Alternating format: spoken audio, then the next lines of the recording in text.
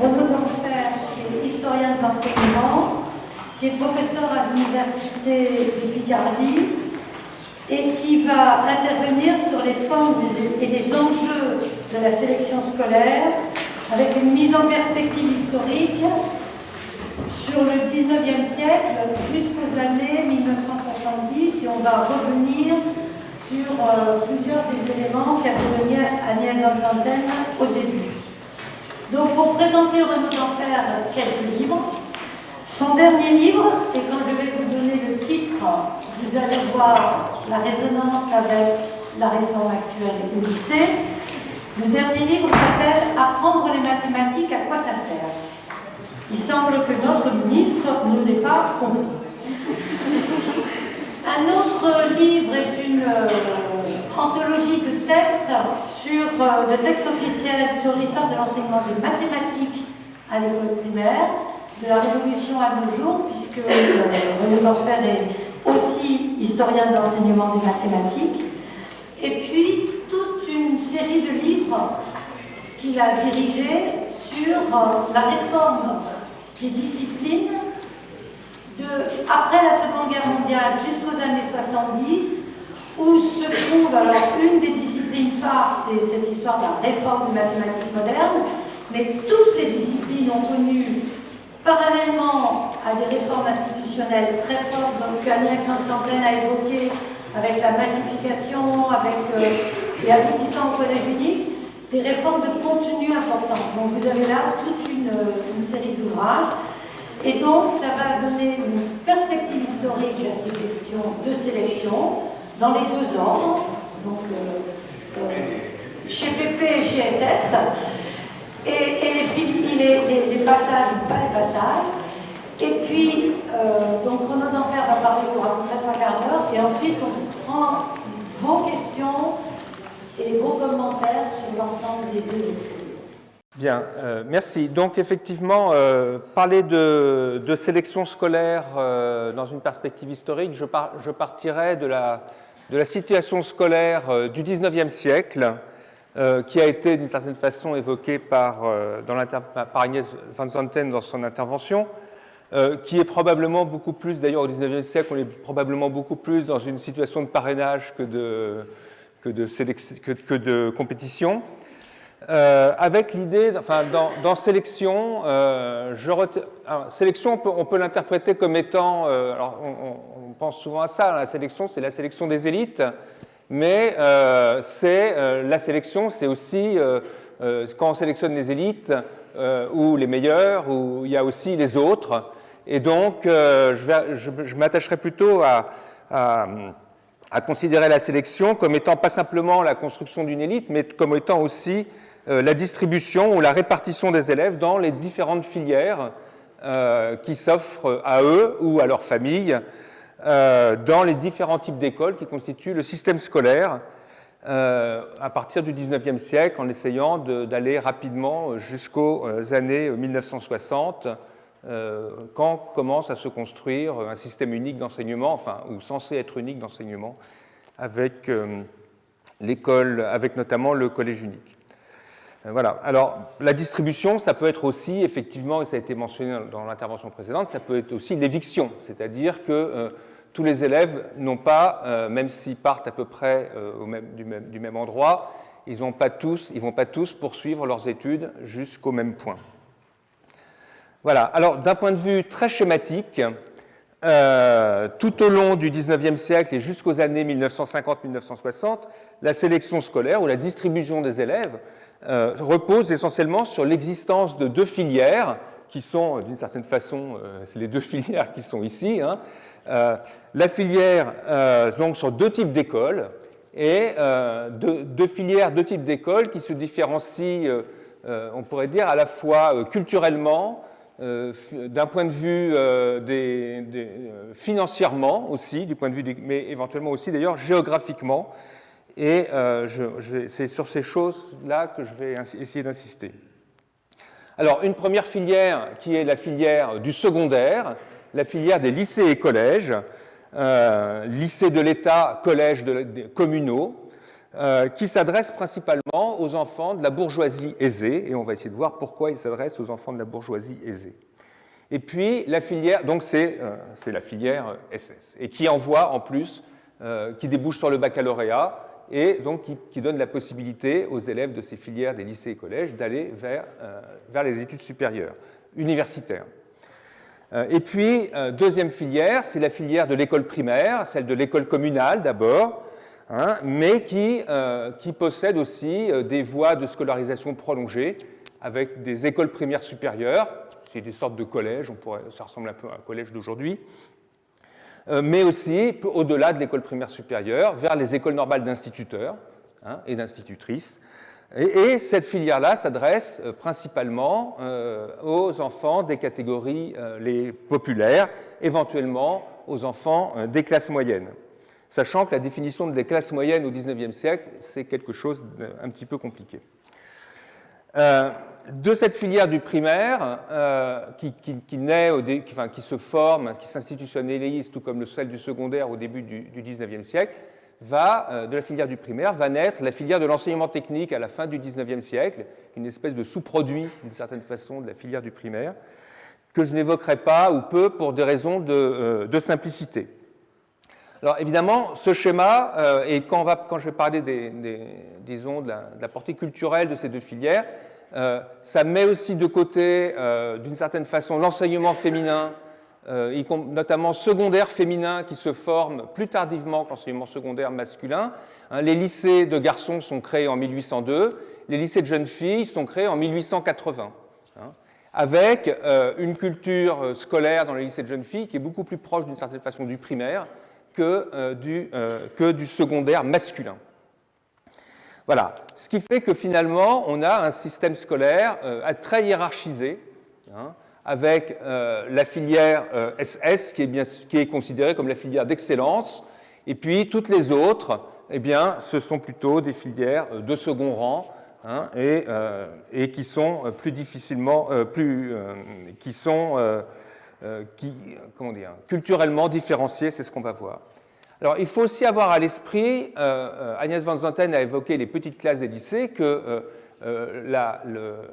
le commencement de l'école, cette distinction entre ces deux filières, tant pour la bourgeoisie que pour les enfants des classes populaires, eh bien, le choix se fait dès l'entrée à l'école, c'est-à-dire dès l'âge de 6 ou 7 ans, hein, car dans les lycées, et d'ailleurs ça a existé jusqu'aux années 1960, dans les lycées, il existe des petites classes avant la 6e, hein, qui permettent aux familles de la bourgeoisie de scolariser leurs enfants, et ces petites classes sont considérées comme des préparations à l'enseignement secondaire à partir de 6e, 5e, 4e, etc.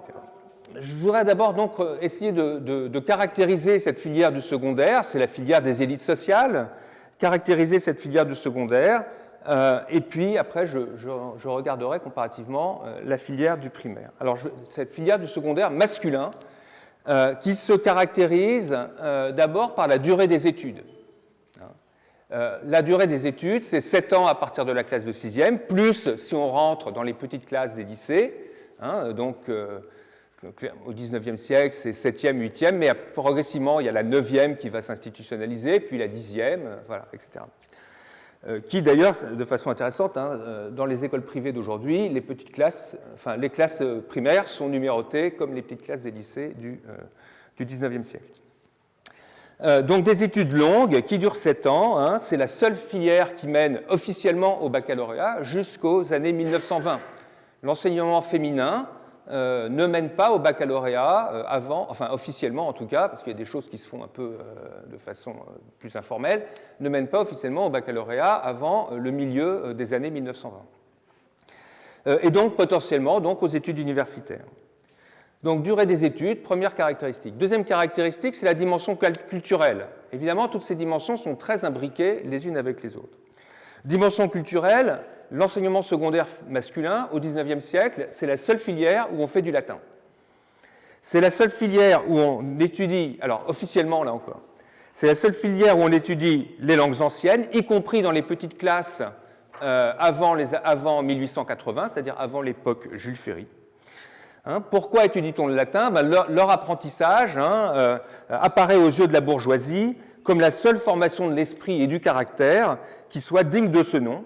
Et c'est cet apprentissage des langues anciennes, latin mais aussi le grec, qui constitue la véritable marque d'une culture, plus exactement d'une culture générale, qui n'a pas de finalité en soi, d'une culture générale désintéressée. Et donc non directement utile, non directement applicable. Et ça, c'est une marque de l'enseignement secondaire du XIXe siècle, c'est de ne pas avoir de finalité professionnelle, même pré-professionnalisante, etc. C'est la culture générale, la grande culture. Et là, on pourrait multiplier les citations des acteurs de l'enseignement secondaire, notamment à la fin du XIXe siècle, quand cette filière classique commence à être un peu concurrencée par une filière moderne, sur laquelle je vais y revenir un petit peu, pour défendre cet enseignement de culture. Il y a pour nous autres Français un enseignement de haute culture, et il n'y en a qu'un, c'est l'enseignement par le grec et par le latin. Notre bourgeoisie la plus humble même tient au latin et au grec. Ils sont pour elle la marque d'une culture vraiment secondaire. Voilà. Je pourrais multiplier les citations, il y en a à l'appel. Mais derrière cet enseignement de culture, c'est aussi la dimension d'inutilité qui est très forte. Une instruction de 1925 explique que l'enseignement secondaire ne doit pas préparer ses élèves à une profession déterminée. Il fait plus et mieux, dit l'instruction de 1925. Sa tâche est, sans les préparer à rien, de les rendre aptes à tout. Et donc, voilà, c'est ça l'ambition de culture générale de l'enseignement secondaire. Alors, évidemment, cette dimension culturelle, et donc cette culture des humanités classiques, est un élément fort de distribution des élèves dans les différentes filières de l'enseignement. Alors, évidemment, c'est aussi une façon de sélectionner son public. Alors, il y a un enseignant qui dit que la bourgeoisie, je l'ai dit, même la plus humble, veut des études latines et grecques. Mais néanmoins, les classes moyennes sont en réalité peu intéressées par un enseignement qui dure longtemps, qui engage sur des études longues, qui débouche sur un diplôme qui n'est même pas un diplôme qui permet après d'entrer dans des études professionnelles, même si, bon, ça a débouché sur les facultés de droit, bien souvent, les élèves du secondaire au 19e, ils vont souvent dans les facultés de droit ou de médecine, bon, c'est aussi des facultés professionnelles.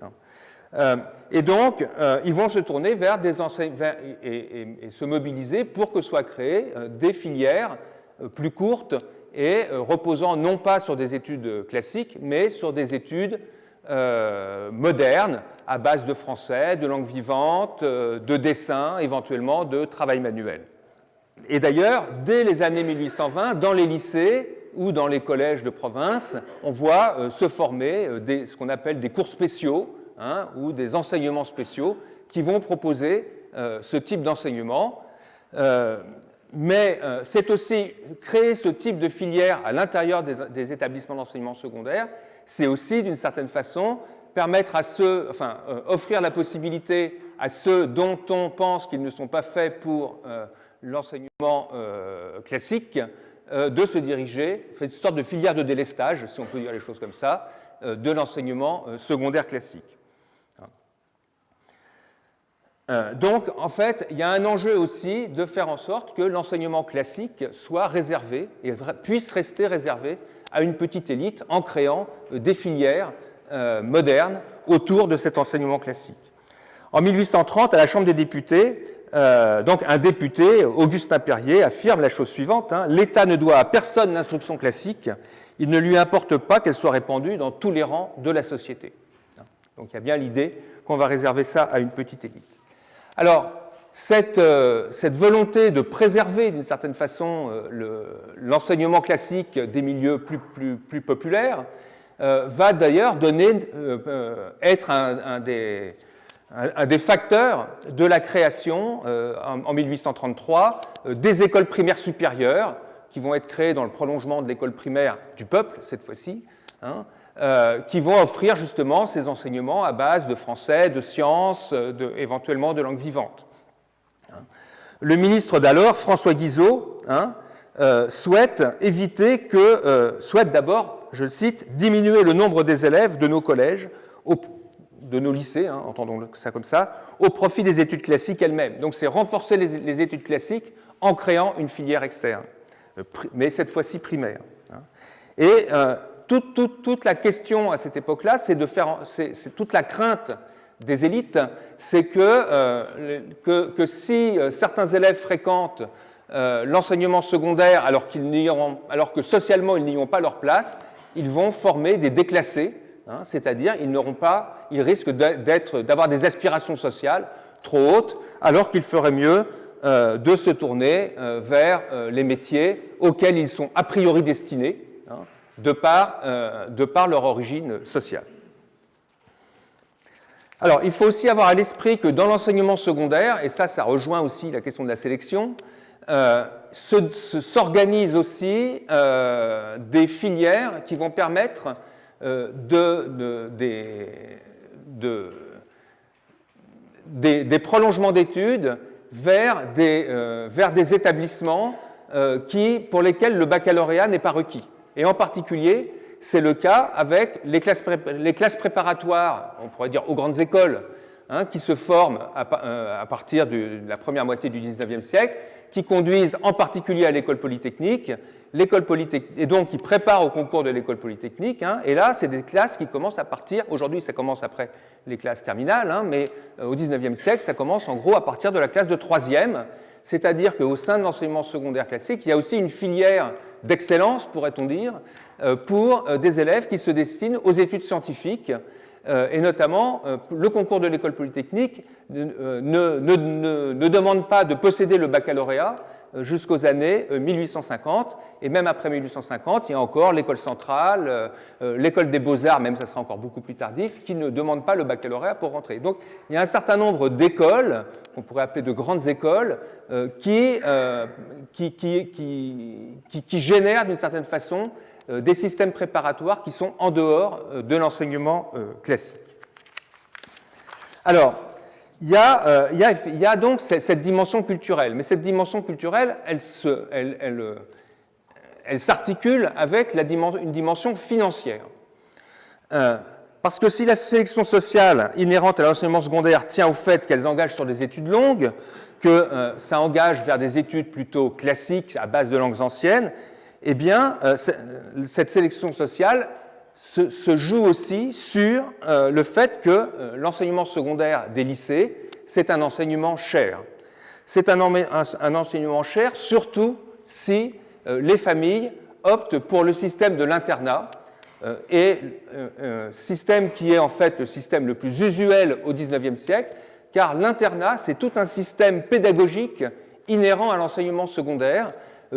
Les élèves ont 4 heures de cours par jour, 2 heures le matin, 2 heures l'après-midi, et tout le reste, c'est un système d'études, où il y a des maîtres répétiteurs, des maîtres d'études qui les font travailler, qui font recopier les leçons, qui font faire les exercices, etc. Donc il y a tout un système complètement intégré qui fonctionne autour de l'internat. Donc en gros, c'est ça qui est la force, d'une certaine façon, de l'enseignement secondaire au XIXe siècle. Alors évidemment, l'internat, ça coûte cher. Dans les lycées de Paris, en 1853, alors ça coûte cher et en plus c'est progressif, c'est-à-dire que plus on avance dans les études, plus ça coûte cher. La division élémentaire, c'est-à-dire les petites classes à Paris en 1853, la pension, ça coûte 950 francs, mais la division supérieure, 1150, et les classes préparatoires, 1500. Donc plus ça monte, plus c'est cher. Et ça, évidemment, il faut le rapporter à ce que gagne un enseignant à la même époque. Eh bien, un professeur de lycée, à la même époque, ça gagne entre 2000 et 3000 francs par an. C'est-à-dire que le coût du lycée, c'est à peu près un tiers. S'il met un enfant au lycée à Paris, eh bien, ça lui coûte à peu près le tiers de ce qu'il gagne, sur toute l'année. Donc, c'est un investissement très important, ce qui fait qu'on constate qu'un certain nombre de familles consentent à cet investissement pour quelques années, hein, et retirent leurs élèves, leurs enfants, par exemple à la fin de la troisième, à la fin de la seconde, et on constate encore, même à la fin du 19e, qu'il y a beaucoup d'évaporation, en fait, dans les établissements secondaires, beaucoup d'évaporation des élèves, bien sûr. Bon, tout ça fait que vers 1900, eh bien, dans les lycées de garçons, la population des lycées de garçons, ça représente 3% d'une classe d'âge. D'une classe d'âge de garçons. Alors, c'est encore moins pour les filles, d'ailleurs, à cette époque-là. Hein? Mais, alors, évidemment, il y a un système de bourse. C'est-à-dire que la contrainte financière peut être levée par l'attribution de bourses. Mais, comme le dit le député que j'ai évoqué tout à l'heure en 1830, l'éducation des collèges royaux, donc des lycées, ne convient qu'aux enfants dont l'avenir est assuré par un patrimoine. Elle est funeste à la plupart de ceux qui le reçoivent gratuitement, donc qui bénéficieraient d'une bourse. Elle produit en eux une disposition d'esprit en désaccord avec leur situation. Elle leur inspire le dégoût du travail manuel, auquel ils seraient a priori destinés, qui leur eût procuré une vie indépendante. Bon, bref, en attribuant des bourses, on préparerait d'une certaine façon des parasites. Mais donc ces bourses peuvent être attribuées dans la première moitié du XIXe siècle. Elles sont surtout attribuées en fonction des services rendus par les familles à l'État. Et puis, à partir dans la deuxième moitié du XIXe siècle, et surtout à partir de 1880, on va s'orienter vers la prise en compte plus importante d'abord des compétences scolaires, et donc avec des examens, et de la situation familiale. La situation familiale de revenus de la famille, les services rendus à l'État et puis les compétences scolaires, c'est ces trois piliers, si on peut dire, de l'attribution des bourses, mais avec un basculement vers les compétences scolaires beaucoup plus importantes à la fin du XIXe siècle. Alors, ces systèmes de bourses peuvent effectivement permettre aux élèves qui sont dans le système primaire de passer au système secondaire. Bon, mais en fait, les bourses, en fait, c'est une proportion. D'abord, il y a très peu de bourses encore au tout début du XXe siècle, et puis c'est une très faible proportion, à peu près 10%, si je me souviens bien, d'enfants qui viennent du système primaire, qui vont pouvoir passer dans le secondaire avec un système des bourses, avec la question de l'âge qui a été évoquée tout à l'heure par Agnès Van Zanten, c'est-à-dire que l'âge d'admission en sixième n'est pas exactement le même que l'âge terminal des études primaires, qui est un peu plus élevé. Jusqu'en 1880, se pose aussi la question du latin, parce qu'il fallait déjà connaître le latin pour rentrer en sixième, donc ça faisait une barrière supplémentaire. Alors, voilà qui m'amène vers l'enseignement, vers la filière PP, primaire professionnelle, donc vers le système d'enseignement primaire. D'une certaine façon, la filière de l'enseignement primaire est une filière beaucoup plus semée d'embûches que la filière du secondaire, parce on pourrait dire qu'il y a une espèce de sélection fractionnée, parce qu'il y a toujours des nouvelles étapes dans le parcours, alors que souvent les parcours scolaires des élèves du secondaire dans les lycées, ils rentrent dans les petites classes, ils passent tout naturellement de classe en classe, enfin tout naturellement, jusqu'au baccalauréat, et il y a une espèce de fluidité qui est d'ailleurs voulue par l'institution. On parle toujours, pour justifier le fait de ces études qui durent 7 ans, on parle de la lente imprégnation, c'est-à-dire que c'est un grand parcours que l'on va parcourir jusqu'au baccalauréat. Le parcours standard, pour les enfants qui ne vont pas au lycée ou au collège communal, eh bien, c'est de rentrer à l'école primaire élémentaire, à l'école communale, donc vers l'âge de 7 ans. Et la très grande majorité des enfants interrompt ses études à l'âge de 12 ans. Donc, une interruption à l'âge de 12 ans, donc des études courtes qui s'opposent aux études longues. Des études où on apprend essentiellement à l'école primaire élémentaire, lire, écrire, compter, histoire-géographie, pas de latin en tout cas. La marque du primaire, c'est précisément en particulier qu'on n'y fait pas de latin, mais aussi qu'on y apprend des savoirs beaucoup plus pratiques, applicables dans les usages de la vie, et c'est ça aussi un élément de différenciation par rapport à l'enseignement secondaire. Bien, alors, Études courtes, mais aussi, et ça il faut l'avoir à l'esprit, hein, l'enseignement secondaire est payant, il le restera d'ailleurs jusqu'en 1930. L'enseignement primaire, alors tout le monde a en tête que l'enseignement primaire est gratuit grâce à Jules Ferry, mais il faut se souvenir qu'avant avant 1881, l'enseignement primaire n'était pas partout gratuit, et donc l'enseignement primaire, et même ces filières de scolarisation prolongée, sont aussi des enseignements payants. Sont aussi des enseignements payants. Alors à Paris, dans les années 1830-1840, l'école primaire était gratuite, hein, mais ce n'est pas partout le cas. Dans une petite commune de la Somme, en 1842, hein, eh bien, il y a une rétribution scolaire mensuelle qui est la suivante. Hein, pour apprendre l'alphabet, ça c'est la 4e classe, celle qui est la première classe, enfin, la première classe en rentrant, mais elle est dénommée la 4e classe parce que ça marche à rebours. Pour apprendre l'alphabet, il faut payer 30 centimes tous les mois. Pour apprendre après la lecture courante, il faut payer 40 centimes. Ensuite, pour pouvoir éventuellement aborder l'histoire de France, il faut payer 60 centimes. Et puis ensuite, pour apprendre le calcul, le système légal des poids et mesures, l'histoire-géographie, eh bien, il faut payer 80 centimes. Bref, plus on s'élève dans l'acquisition des connaissances primaires, plus la rétribution est importante. Bon, alors, évidemment, vous voyez qu'aussi, inversement, on n'est pas du tout dans les mêmes ordres de grandeur. Donc, c'était de l'ordre presque de l'ordre des milliers de francs quand on parlait des lycées parisiens. Hein, là, on n'est pas du tout, évidemment, dans les mêmes ordres de grandeur. On est en quelques centimes par mois, donc, disons, à une dizaine de francs par an. Bien. Alors, donc, ça veut dire aussi que d'une certaine façon, l'école primaire produit elle-même une espèce de sélection en graduant les savoirs que l'on va apprendre, car selon leur capacité financière, eh bien, les familles vont pouvoir laisser leurs enfants plus ou moins longtemps à l'école primaire. Études courtes, études payantes, mais moins chères, beaucoup moins chères que dans l'enseignement secondaire, hein, jusqu'en 1881. Mais avec des systèmes qui vont... Enfin, la gratuité va s'installer progressivement, en fait, hein, bien avant même 1880. Mais aussi des études qui sont, même si elles sont potentiellement courtes, elles permettent des prolongations d'études qui sont en fait très diverses. Une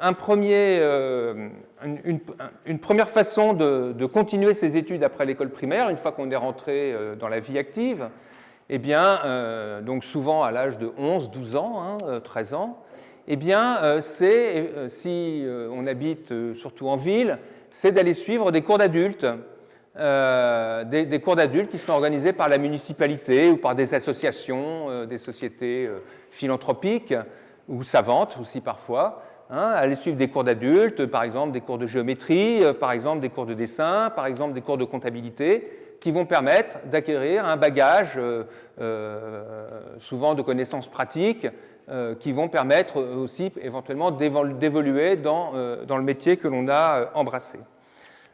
Donc ça, c'est des cours du soir, hein, souvent gratuits. Mais il y a aussi d'autres possibilités, eh bien, c'est de continuer ses études, ou enfin de poursuivre dans des écoles primaires supérieures ou des écoles techniques. Hein, surtout écoles primaires supérieures au XIXe siècle, et puis à partir de la fin du XIXe siècle vont se développer des écoles techniques qui sont d'une certaine façon les ancêtres des actuels lycées technologiques. Alors pour ces écoles, très souvent, il y a des bourses. Il y a des bourses qui peuvent être des bourses de l'État. À Paris, par exemple, l'école Turgot au XIXe siècle, qui est l'ancêtre de l'actuel lycée Turgot, eh bien, dans le 3e, à côté du Conservatoire des Arts et Métiers, eh bien, il y avait des bourses pour compenser les frais d'inscription, car c'était finalement assez cher, hein, cette école Turgot au XIXe siècle, et il y avait des bourses qui pouvaient être remportées par les élèves, mais donc un concours.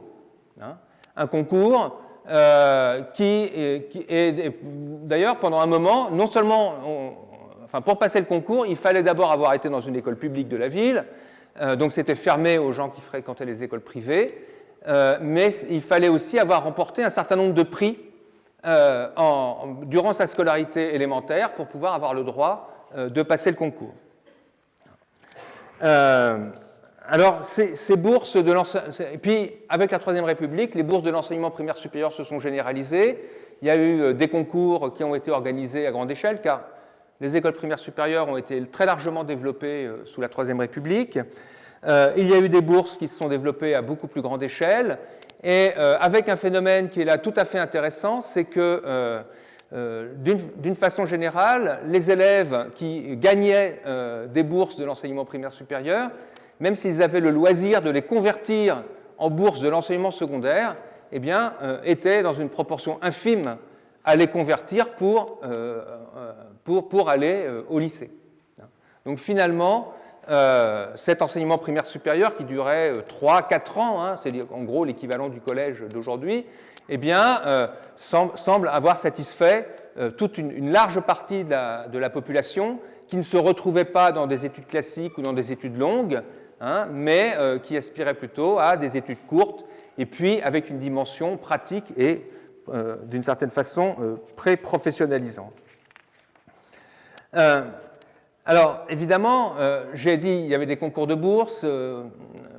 Vers 1840, là, il fallait remporter des prix à l'école élémentaire. Hein, mais à partir des années 1880, sous la Troisième République, il y a un diplôme qui s'installe, qui est le certificat d'études primaires élémentaires.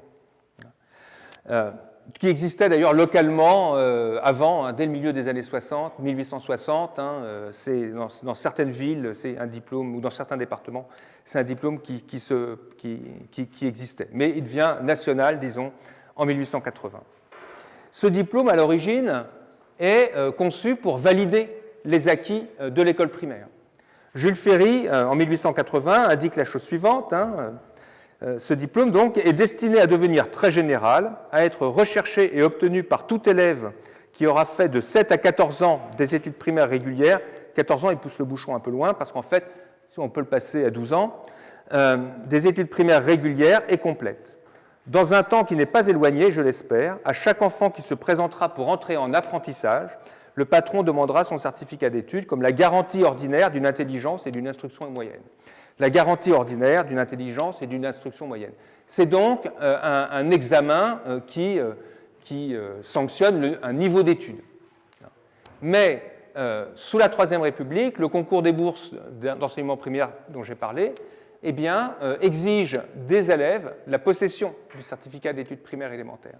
Ce qui fait que ce diplôme n'est pas simplement un examen niveau, c'est aussi un examen barrière d'une certaine façon, parce que c'est la condition nécessaire de poursuite d'études. Donc, pour envisager une poursuite d'études. Et donc, évidemment, ça détermine et ça sélectionne d'entrée de jeu un certain nombre d'élèves, surtout quand on sait que le certificat d'études primaires n'y était présenté que les élèves dont les instituteurs pensaient qu'ils allaient pouvoir réussir. Hein, et que, donc ça veut dire qu'il y a toute une gamme d'élèves qui n'étaient pas présentés au certificat d'études primaires, et par ailleurs que dans toute l'existence du certificat, dans toute la durée d'existence du certificat d'études primaires, qui a été abrogé définitivement avec la loi Jospin de 1989, hein, eh bien, jamais plus de 50% d'une classe d'âge ne l'a obtenu. Voilà. Alors, les écoles primaires, et là, il y a un travail d'un collègue qui s'appelle Jérôme Kropp sur les écoles primaires de Paris. Hein, les écoles primaires, Agnès Van Zanten a évoqué la question du redoublement, les écoles primaires pratiquaient aussi assez massivement un système de redoublement qui fait qu'on maintenait assez largement les élèves, on maintenait assez largement les élèves qui n'étaient pas les plus brillants dans les classes inférieures en attendant l'âge de la fin de la scolarité obligatoire. Et le cours supérieur des écoles primaires était uniquement fréquenté par une petite élite d'élèves qui étaient potentiellement poussés pour poursuivre ensuite ces études au-delà. Alors, ce système de prolongation d'études dans le système primaire, que ça débouche sur l'enseignement primaire supérieur ou que ça débouche sur éventuellement les écoles techniques, qui s'appellent à l'époque des écoles pratiques de commerce ou d'industrie, eh bien, ça concerne néanmoins aussi une toute petite proportion.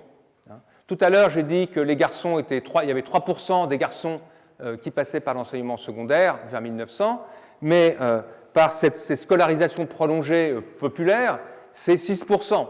Ce qui veut dire qu'au total, il y a en gros 10% d'une classe d'âge vers 1900 qui a la possibilité de poursuivre ses études dans les voies de scolarisation prolongée. Alors, cette situation-là, c'est-à-dire ces deux tuyaux, d'une certaine façon, que sont le primaire et le secondaire, vont commencer à se transformer et à fusionner, d'une certaine façon, à partir du lendemain de la Première Guerre mondiale. Avec le constat qui est le suivant, c'est un constat qui est de dire cette division sociale, cette répartition sociale des élèves dans les filières ne se justifie pas, et donc il y a tout un mouvement qui s'organise dans les années 1920, qu'on appelle classiquement le mouvement pour l'école unique, qui vise à fusionner les deux systèmes d'enseignement que j'ai évoqués jusqu'à présent. Avec néanmoins c'est une fusion-acquisition, on pourrait dire, car évidemment, qu'est-ce qu'on envisage? C'est de faire passer les meilleurs élèves de du système primaire vers l'enseignement secondaire.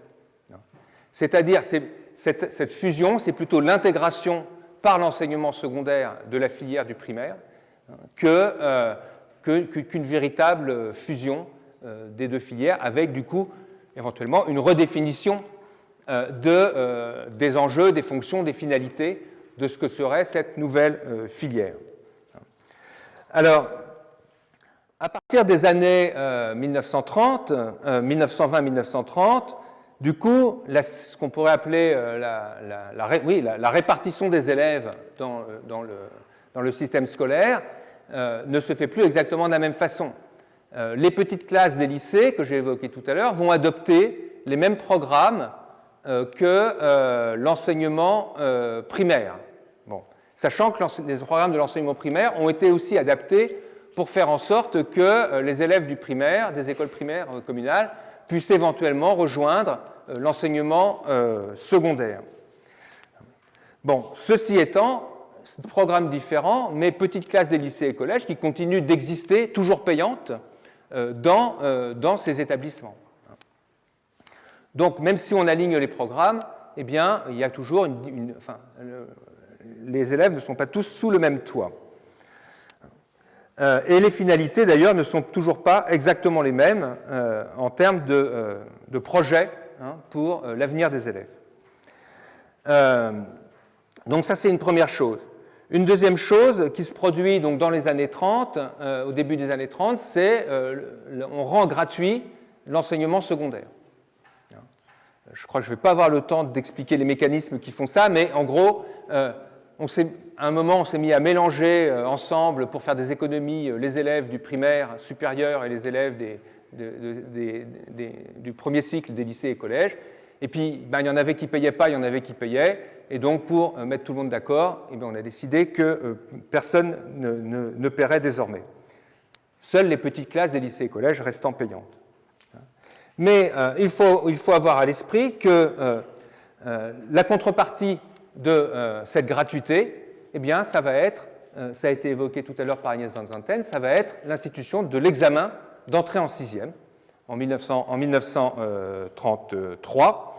C'est-à-dire que finalement, on élargit la base du recrutement, on élargit la base du recrutement de l'enseignement secondaire en l'ouvrant davantage aux élèves qui viennent des écoles communales, mais on instaure une sélection, non plus sur une sélection, on instaure une sélection sur, disons, sur critères scolaires. C'est le mérite scolaire qui va permettre de déterminer si les élèves peuvent rentrer ou non en sixième dans un lycée ou un collège. Bon. ce mouvement qu'on pourrait appeler d'une certaine façon de démocratisation en tout cas méritocratique, est néanmoins un mouvement limité. Hein. Il faut avoir à l'esprit que le ministre de l'Éducation nationale, Jean Zay, en 1937 ou 1938, crée, dans le cadre de la scolarisation, de la prolongation de la scolarité jusqu'à 14 ans, alors qu'avant c'était jusqu'à 13 ans, la scolarité obligatoire, va créer une nouvelle classe dans les écoles primaires qui s'appelle les classes de fin d'études. Et il prévoit que dans ces classes de fin d'études, eh bien, iront 7 élèves sur 8. C'est-à-dire qu'on est encore dans une conception de l'enseignement où l'enseignement secondaire, même intégrant davantage d'élèves, va être quand même un enseignement réservé à une petite élite. Je termine très rapidement. Oui, je peux, c'est bon. Je termine donc très rapidement sur les années 1950-1960. En fait, ce mouvement de fusion des ordres scolaires, de ces filières scolaires que j'ai esquissées, va se concrétiser après la Seconde Guerre mondiale et encore plus particulièrement avec tout un train de réformes qui vont se produire à partir des années 60. Et d'une certaine façon, on va passer alors que la sélection se faisait au départ, eh bien, on va passer à une sélection qui va être interne au système scolaire, avec, donc, on a une fusion des différentes filières.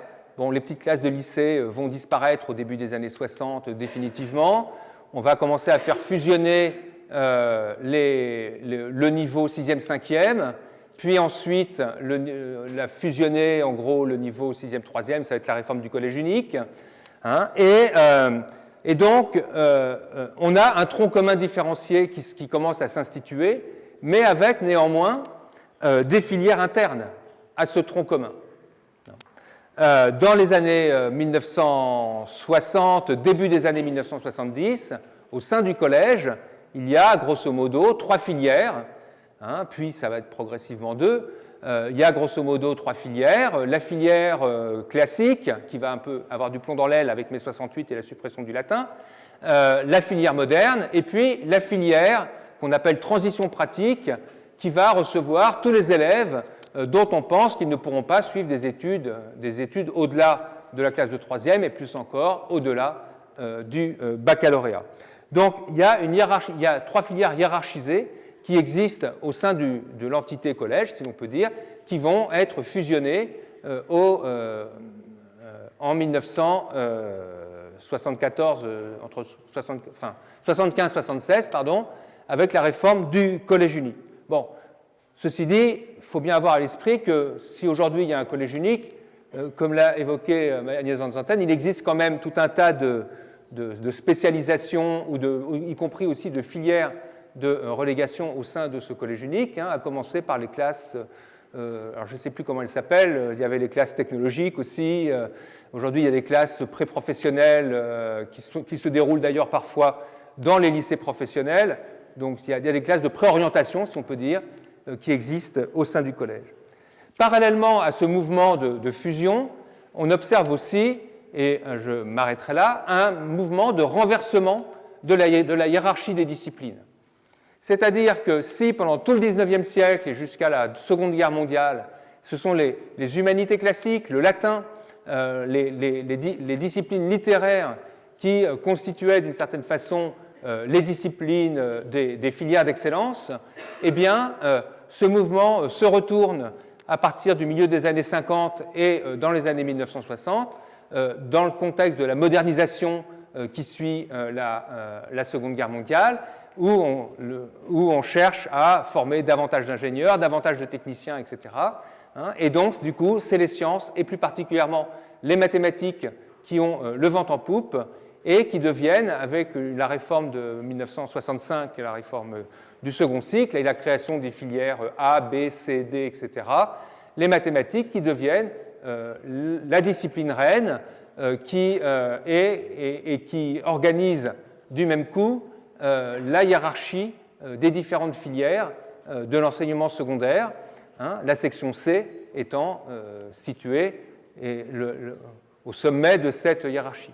Alors, cette domination des mathématiques, eh bien, elle a marqué, elle existe depuis quasiment plus de 50 ans.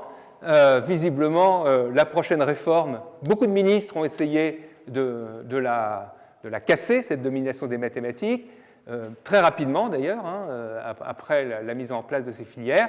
Et visiblement, la prochaine réforme du lycée a exactement les mêmes intentions. Voilà, je vous remercie.